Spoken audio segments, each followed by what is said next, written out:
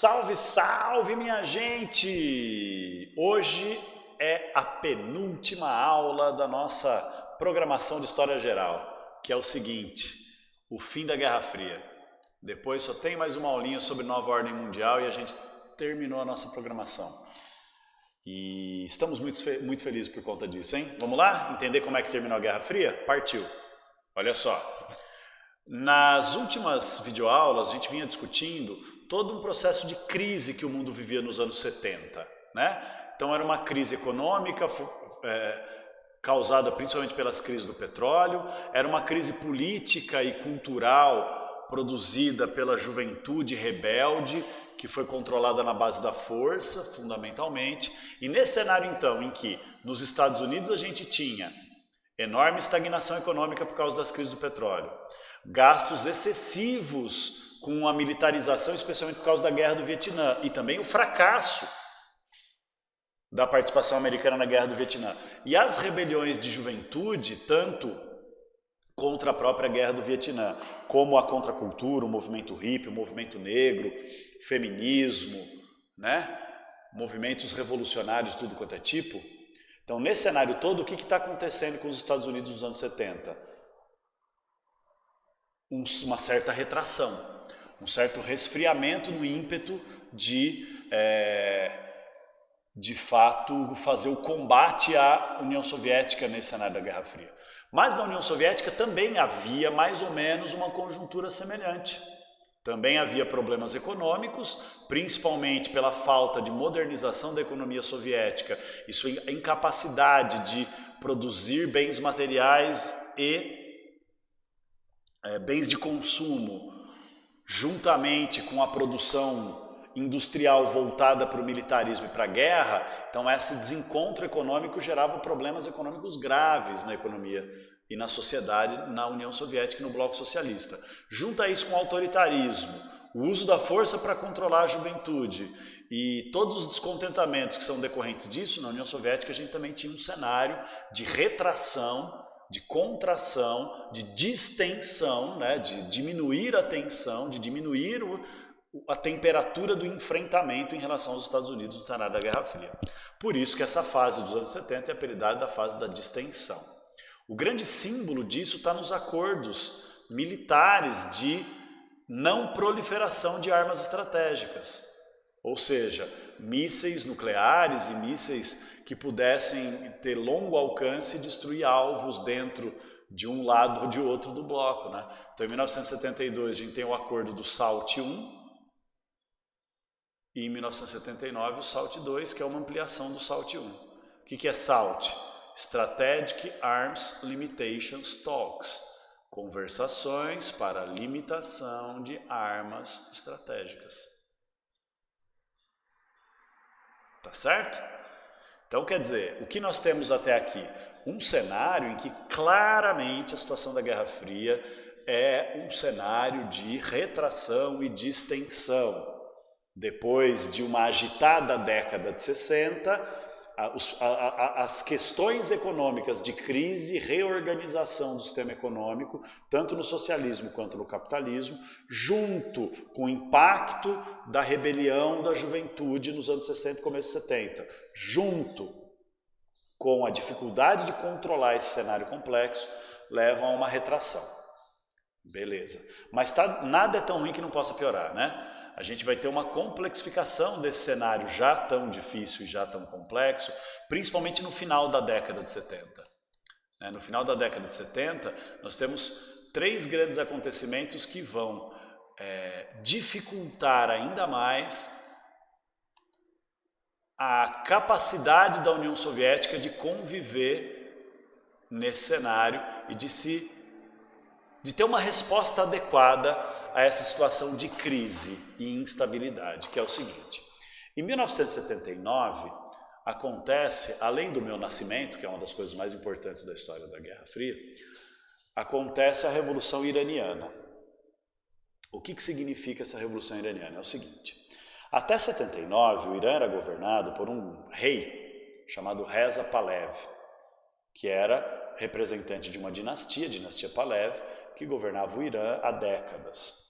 E o Reza Pahlavi combinava três grandes elementos de atuação política que geravam enormes descontentamentos na maior parte da população iraniana, que era uma população islâmica, muçulmana, de origem xiita, ou seja, mais fundamentalista, mais apegada às tradições religiosas e tudo isso.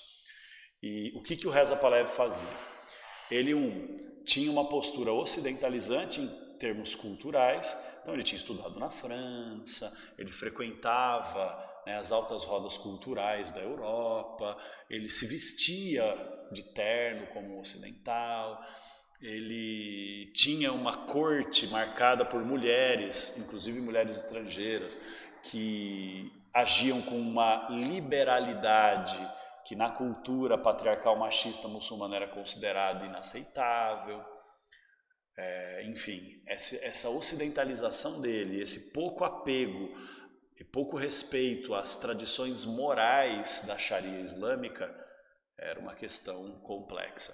O segundo é que ele era um claro aliado dos Estados Unidos nas enormes disputas que aconteciam no Oriente Médio, principalmente em torno da questão do petróleo, né? Não se esqueçam que na década de 70 o mundo passava pelas crises do petróleo e essas crises eram ainda mais potencializadas pelas guerras que o Oriente Médio vivia, guerras de Israel contra o Egito e a Síria, guerra contra a Palestina, enfim, essa complexidade toda das relações internacionais no Oriente Médio tornava ainda pior a crise do petróleo, ainda pior o encarecimento do barril de petróleo. E o Irã era um aliado estratégico com o Reza Pahlavi dos Estados Unidos nesse cenário. Então essa boa convivência, essa abertura para a influência imperialista estadunidense do ponto de vista político e econômico também era um elemento que incomodava demais as camadas tradicionais islâmicas da sociedade iraniana. E por último, tinha a questão de ser uma ditadura, né? Era uma monarquia, mas que agia como uma ditadura sanguinária, perseguindo opositores, exilando líderes religiosos considerados sagrados, como por exemplo a figura do Ayatollah. Ayatollah é um cargo religioso, é uma liderança, é um título religioso de liderança no islamismo, na religião muçulmana iraniana. E o Ayatollah, na época, o líder máximo e supremo da religião xiita no Irã, era um cara chamado Khomeini. E ele estava expulso do Irã por perseguição, por rivalidade política com o Reza Pahlavi, o Shah, né? o rei.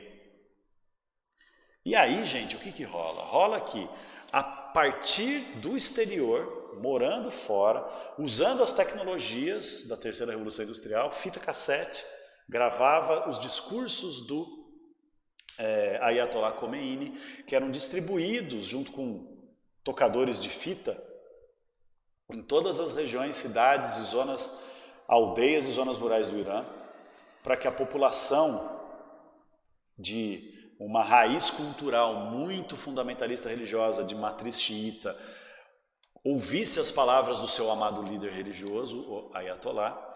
E essas palavras eram cada vez mais incisivas no sentido de convocar uma rebelião, convocar uma revolução religiosa, política, republicana no Irã. Isso acontece em 79.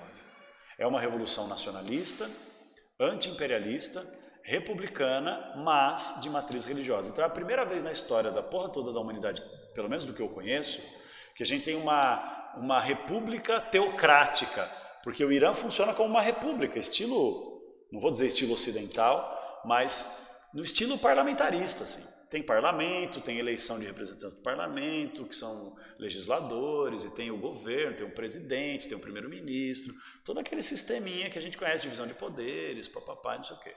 Porém, acima deles todos tem o Ayatollah, que é quem dá a palavra final em todas as questões que afetem a sociedade, que afetem o país, que afetem, enfim, a fé.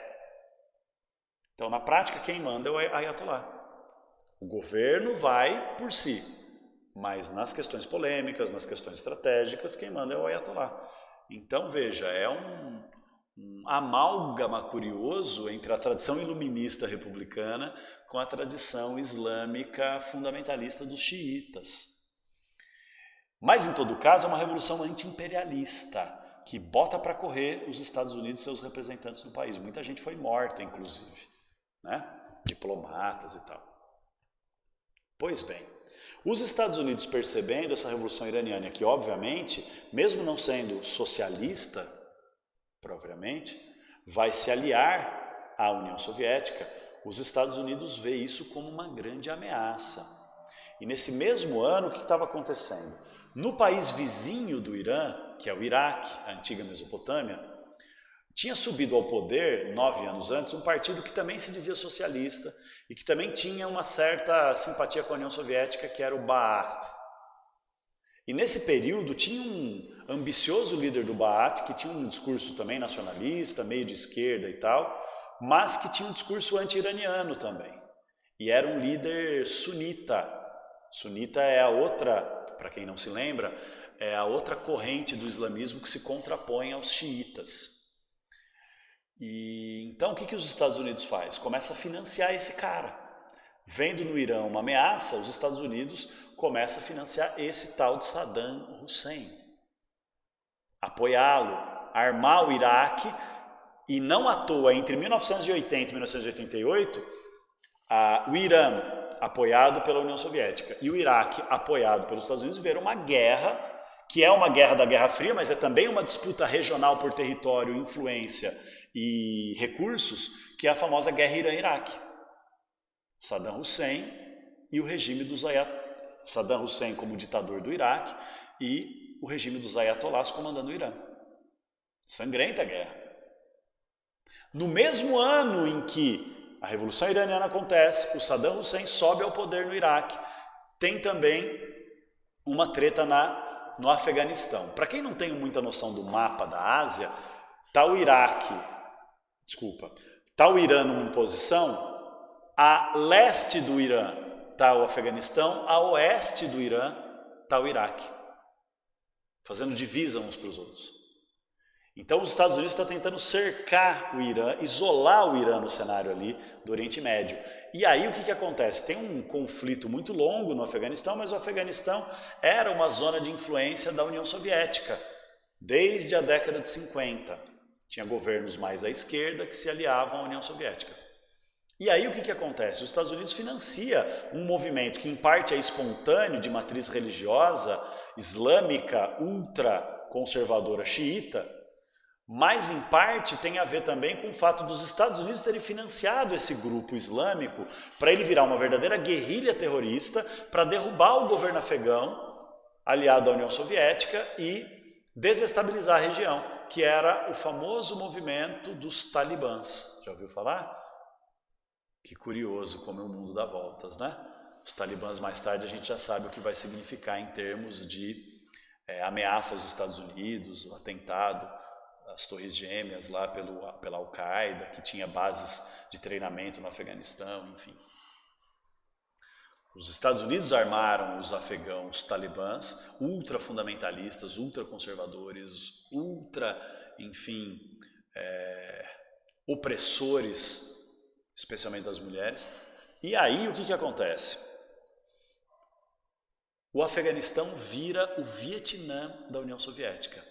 De 1979 até quase 1989, a União Soviética vai se atolar numa guerra, vai gastar recursos que não tinha, e não, assim como os Estados Unidos fez no Vietnã, não vai conseguir ter sucesso lá no Afeganistão. Então nós temos esse cenário do Oriente Médio complexificando ainda mais a situação da Guerra Fria. E aí o que vai acontecer, pessoal? Dá uma olhada aqui comigo. Na década de 80, nós vamos ter uma mudança no rolê, né? A mudança eu já anunciei, então veja bem. Nos países capitalistas, nós vamos ter o início da aplicação do sistema neoliberal e da globalização, da mundialização da economia capitalista a partir desse cenário. Com essa mundialização da economia capitalista e uma melhor articulação dos países capitalistas através desse processo de integração econômica, muda o cenário e a OPEP, que vinha conseguindo manter o preço do petróleo elevadíssimo, tem que aceitar uma queda muito brusca no preço do petróleo. Então, quer dizer, a economia se estabiliza, a crise do petróleo acaba, os Estados Unidos voltam a ter condições de investir pesadamente naquele processo da terceira revolução industrial do toyotismo, o neoliberalismo se espalha e o capitalismo se fortalece e se expande. Já a União Soviética entra numa crise ainda pior na sua economia nesse cenário. Por quê? Porque diante da crise dos anos 70, a União Soviética, que descobriu que tinha petróleo em vários lugares do seu território, vive um processo de reprimarização da sua economia, ou seja, vive uma crise da produção industrial que não cresce mais, não moderniza mais e fica estagnada. E aí, para o país não empobrecer e não entrar em colapso econômico, a União Soviética volta a ser um grande exportador de recursos minerais, recursos naturais e de petróleo. Mas era um petróleo de baixíssima qualidade, mas beleza. Então vai investir nisso, que era, pelo menos aparentemente, foi um puta erro estratégico, um puta erro econômico, como a história vai mostrar. Mas aparentemente naquele momento era a forma mais rápida de conseguir dar uma resposta à crise e tentar criar condições de recuperação econômica. Investir na exportação agrícola, na exportação de minérios, na exportação de petróleo, na reprimarização da economia, ou seja, uma economia que era industrial voltando a ser extrativista, exportadora de recursos naturais. Mas aí, como tem uma queda brusca do preço do petróleo, isso aprofunda a crise da União Soviética. Então a década de 80 é um período de muitos problemas econômicos da União Soviética. E junto com isso, a União Soviética, que está em crise econômica e não consegue mais manter aquele braço forte para controlar todos os países do bloco socialista, começa a perder controle político sobre várias regiões que começam a ter transformações políticas, sociais e econômicas saindo da zona de influência da União Soviética. O grande exemplo disso é a história do sindicato Solidariedade na Polônia. No começo dos anos 80, na Polônia, os trabalhadores poloneses hiper descontentes com a crise econômica, com a influência da União Soviética, com o atraso econômico e social que o povo polonês vivia. E com a falta de liberdade e democracia, organizam um sindicato, já que não podia ter partido político, eles organizam um sindicato de oposição ao governo, em que os trabalhadores se reúnem para fazer greve, fazer manifestação contra o socialismo real, ou seja, contra esse modelo de socialismo burocratizado, de poder centralizado e de falta de liberdades democráticas. E aí o crescimento do Solidariedade vai levar a perda do poder por parte da alta direção do Partido Comunista Polonês. Eles vão perder a eleição para a liderança do Sindicato Solidariedade. Então, a Polônia começa, no final, da metade para o final dos anos 80, a sair da esfera de controle da União Soviética. Movimentos semelhantes vão acontecer na Tchecoslováquia, onde já tinha acontecido a Primavera de Praga em 68, na Alemanha Oriental, movimento pela reunificação alemã, e pelo fim do Muro de Berlim, pela derrubada do governo socialista. Então, quer dizer, a situação vai saindo do controle de várias formas durante os anos 80 ali. E para completar o quadro de uma década trágica para a União Soviética, a partir de 1981 assume o poder nos Estados Unidos um cara chamado Ronald Reagan, que vai, além de implementar o neoliberalismo no país, vai fazer uma puta política de guerra às drogas horrível, de perseguição mesmo às populações pobres e periféricas. Então esse lance de guerra às drogas que nós temos no mundo inteiro é a invenção da era Reagan nos Estados Unidos, entre 81 e 89. Isso vai retomar a corrida armamentista. Então ele vai retomar essa onda do complexo industrial militar, essa onda da indústria bélica como base da expansão econômica, vai retomar a Guerra Fria naqueles moldes do início. E o Brezhnev e seus sucessores, o Brezhnev morre em 82, mas seus sucessores da alta cúpula conservadora do Partido Comunista Russo, com exceção do Yuri Andropov, que nós vamos falar depois, mas ficou um ano só no poder e morreu, que era mais reformista. O Brezhnev era super conservador, super da ala militar da Guerra Fria, vamos chamar assim, da Guerra Fria Roots, da Guerra Fria Raiz, assim como o Konstantin Chernenko, que também vai governar a União Soviética com esse mesmo sentido. Então, de 81 a 85, nós temos uma escalada da corrida armamentista. O que para o sistema capitalista é ótimo. Por quê? Porque é dinheiro público, fundo público, que vira investimento em tecnologia e indústria privada. Fábricas de armas e equipamentos militares. Já no sistema socialista, isso é trágico. Porque é recurso do Estado que fica no Estado, né? Não gira a economia, porque não é uma economia de mercado, que ao invés de ser direcionado para a modernização e ampliação da produção industrial de bens de consumo, de bens tecnológicos, de eletroeletrônicos, blá blá blá, etc., é imobilizada em equipamentos, tecnologias e avanço científico exclusivamente na área militar. Nos Estados Unidos até isso é vantagem, porque o investimento na área militar acaba gerando pesquisas de adaptação das tecnologias militares para o consumo, porque é um sistema consumista, um sistema capitalista que estimula a ampliação do consumo através dos modelos tecnológicos. Na União Soviética não é um sistema que gira em torno da expansão do consumo, gira em torno do aproveitamento dos recursos.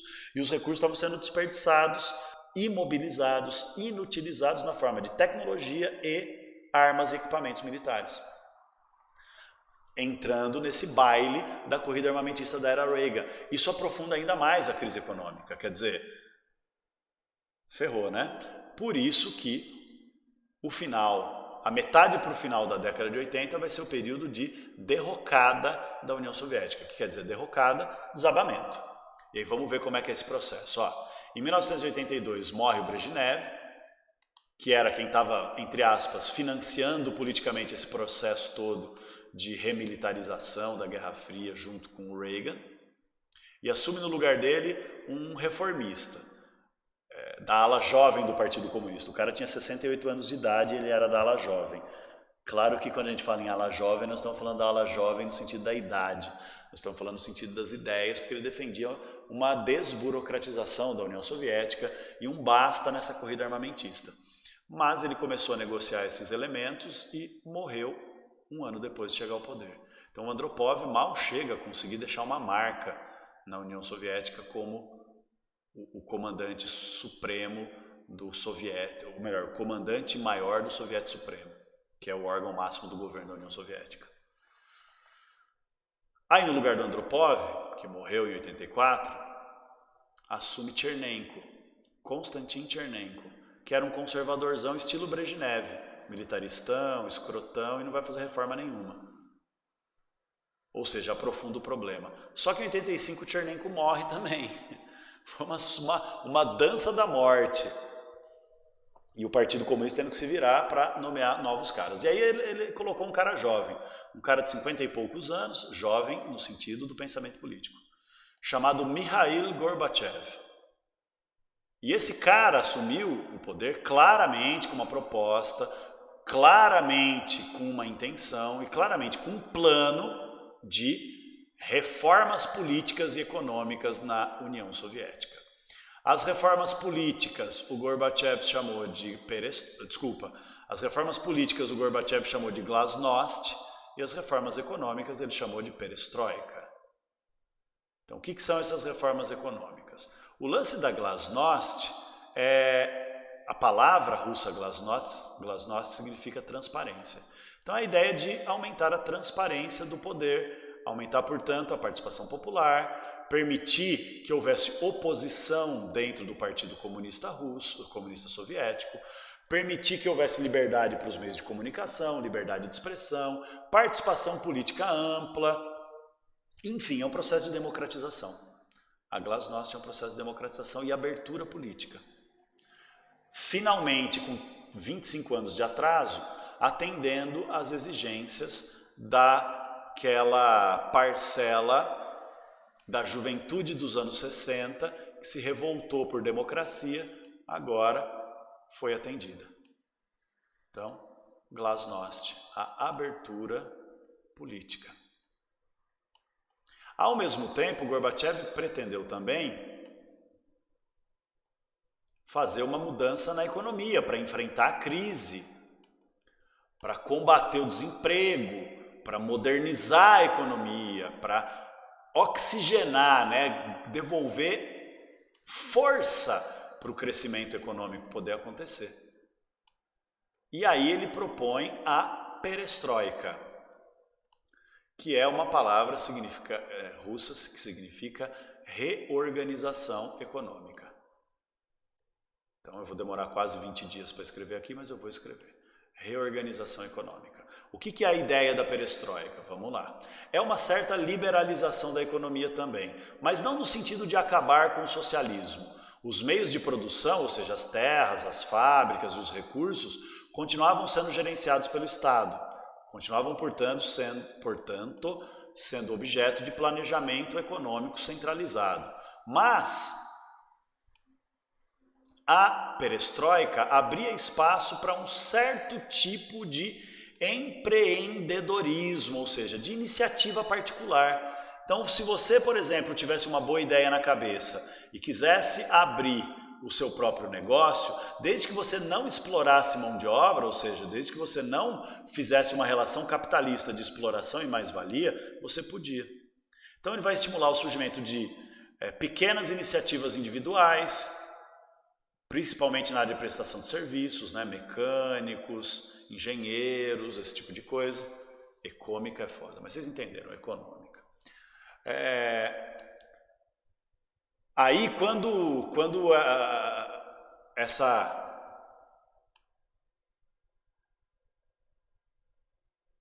iniciativa livre começava a ter necessidade de mais trabalhadores, até podia ampliar, mas não na forma capitalista de exploração habitual, na forma de cooperativas de trabalhadores. Então começa a surgir iniciativas econômicas fora do controle do Estado na União Soviética. Então esse era o primeiro objetivo, reoxigenar a economia, gerando emprego, gerando oportunidades, né, de trabalho através das próprias pessoas, gerando uma espécie de rede de uma economia paralela ao Estado, tanto em cooperativas como em iniciativas individuais. Segundo elemento da perestroika era redirecionar o investimento do Estado, ou seja, o investimento do Estado era direcionado para a área militar nos anos finais do Brezhnev. Então o que o nosso querido amigo Gorbachev vai fazer? Ele vai propor acordos tanto com o Reagan quanto com o seu sucessor, que é o George Bush pai, para fazer acordos de desarmamento e acordos de desativação de armas nucleares e armas estratégicas novamente. Então, ele vai pôr fim à corrida armamentista, à histeria armamentista do período Reagan e Brezhnev. E aí esses recursos vão ser reaplicados na economia. Então, com esses planos, o Gorbachev esperava conseguir restaurar o desenvolvimento econômico e atender às demandas por liberdade e participação da sociedade. O que acontece é que a situação sai do controle. Por que sai do controle? Porque com a glasnost aplicada em todo o bloco socialista, no leste europeu, nos países europeus do leste, não só a Polônia, que eu já falei, mas também na Alemanha, também na Tchecoslováquia, também na própria Iugoslávia, enfim, na própria Hungria, desculpa, a Iugoslávia já não era mais dependente da União Soviética desde a década de 50, vai haver uma onda de revoltas, de protestos, de manifestações e de rupturas com a União Soviética, ou seja, o processo democrático represado por tanto tempo leva a uma reação de ruptura. Então os governos socialistas aliados à União Soviética vão ser derrubados e novos governos, inclusive governos não socialistas, de um movimento que é chamado de ultraperestroikismo. Quer dizer, ir além da perestroika. A perestroika é só uma reorganização econômica. O ultraperestroikismo quer fazer o fim do socialismo e a integração dos países socialistas como países capitalistas neoliberais na economia capitalista mundial globalizada. Ultraperestroikismo. Então não é só reformas, é o abandono completo e a transição para economias capitalistas liberais de mercado. Então isso vai acontecer a rodo no leste europeu, e esse movimento do ultraperestroikismo vai levar então à queda do Muro de Berlim em 1900, ou melhor, esse movimento da glasnost e dessas rebeliões democráticas do leste europeu vai levar ao ponto máximo, que é a queda do Muro de Berlim em 1989.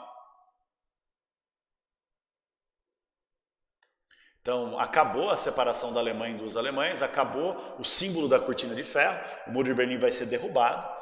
E foi uma coisa meio que improvisada, assim, as pessoas foram protestar na frente do Muro de Berlim, alguém subiu no muro, a polícia não atirou para matar, as outras pessoas ficaram animadas, subiram no muro também para protestar, aí alguém teve a ideia de começar a dar picaretada e marretada no muro, derrubar o muro.